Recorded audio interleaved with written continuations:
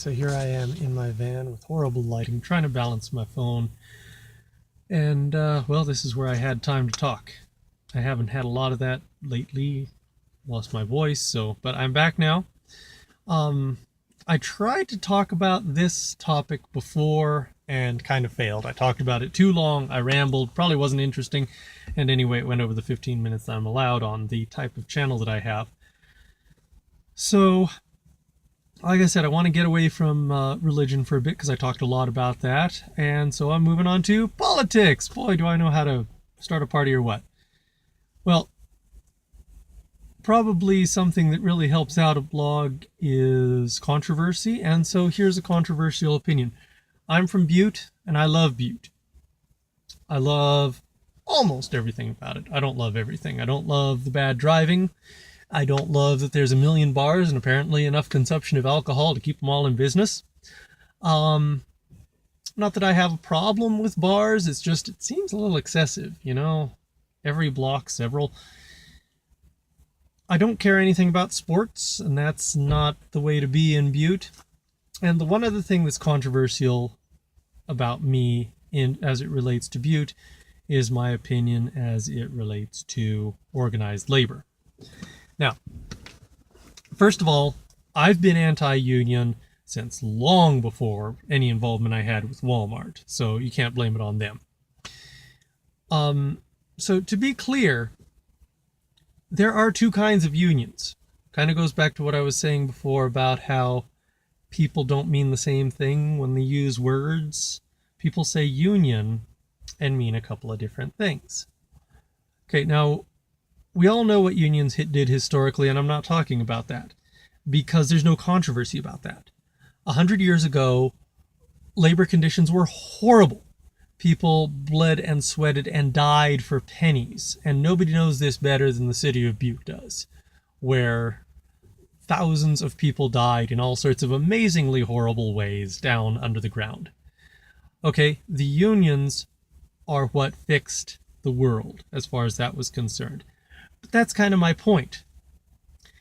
The unions of today seem to think that they're still fighting the war, which is interesting. In fact, they've used that as a slogan, the war on workers, stop the war on workers. And I'm all sorts of confused here. The unions fought to get a standard work week, to get people a standard work day, to establish minimum wage, to establish health care. We kind of have these things now. Now, don't get me wrong, we all want something better. And I believe that things will get better, but I don't think I need somebody to speak for me in order for that to happen. Now, this is kind of a cultural thing for me, that I try to avoid union jobs. And it's something that actually, the story starts before I was born with my dad. My dad didn't like unions and tried very hard not to take a union job. Now, by the time I came around, he did kind of. He worked for the post office, for the United States Postal Service, and they're like automatically unionized somehow. But there are different degrees of unions. Some unions are, at worst, unions are, well, I'll talk about that in a minute. Unions are dangerous. At best, unions are one possible solution out of many. My dad's union was kind of that. It wasn't really harmful. And there are some unions I consider to be more harmful than others. I could name names, but that's not what I'm about here. My point is the very idea of collective bargaining at all as it stands in a 21st century context. The unions back then helped people a lot. The unions today, I don't see how they have any affinity to that. Are the unions still trying to get a 40-hour work week because that's pretty much standard? Are they fighting to establish a minimum wage? Because we have that. It's law. It's also law that working conditions have to be safe. We have occupational health and safety now. We have severe fines imposed for having unsafe work conditions. To me, today, having unions still fighting for the rights of workers would be like if we had this group of well-armed people whose stated mission was to wrest New Mexico from the Mexican government by 2017. It's like, but we have that. What are you trying to do? Now, the reason I consider unions dangerous and the reason I don't like unions is, picture this scenario. This is the nightmare scenario that my dad wanted to avoid and that I want to avoid too. Say you're, for whatever reason, you've incurred some debt, you've been reckless in the past, something, and you're in a position now where you're kind of on a shoestring, but you're making it by. You got a good job, you got some debts paid down, you're gonna make the mortgage payment this year, just barely, but you know the kids all have shoes and and everything's paid for, and you're going to make the mortgage payment, but you have a union job, and out of the blue the union says, well, we've got this sort of grievance with your employer, so you're going on strike this week.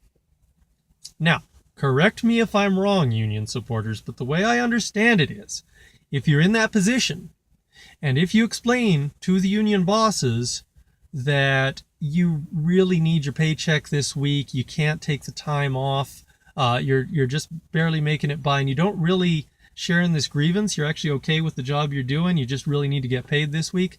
My understanding is that the union's answer to that would be, you're going on strike this week. Tough. You don't make that payment. Unions today are big corporations. They make money, and they make that money from somewhere, and where they get it from is off of the backs of the American worker. And the unions manage to do this. They manage to take money away from the workers and tell them what they can or cannot do under the guise that they are still fighting Rockefeller, that they're still somehow protecting the interests of American workers, that if there were no unions, then suddenly we would slide back into a pre-industrial society. And I really just straight up don't understand what the unions of the 21st century have to do with the unions of the 19th and 20th centuries that I loved so much, which managed to wrest the power away from people who were exploiting the working class. Kind of like how the unions of today are exploiting the working class. Not as badly, but it's a matter of principle, not degree. I want to be free to work the way I want to work, where I want to work, when I want to work. I don't need a union boss telling me when that is, and I don't need to pay him to tell me when I need to not be at work.